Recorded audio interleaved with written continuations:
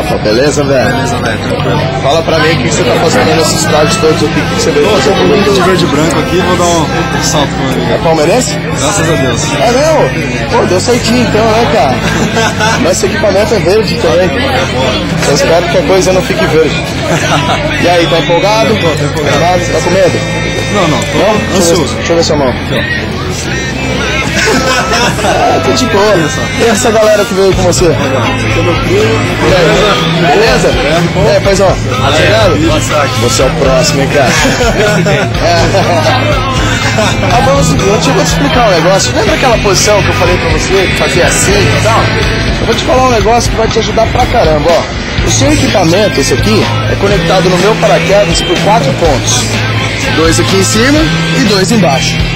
Se a gente sair do avião e você fizer o oposto disso aqui, que é o que eu pedi pra você, se fizer isso aqui, você vai sentir o 5º pino de conexão, o pino extra central de conexão. Acho que você não vai querer, não. É segurança a mais, velho. É? Vai mandar a posição, é? Beleza, é isso aí, vamos lá, Rafa. Se eu sou inscrito, eu tô ligado. Ó.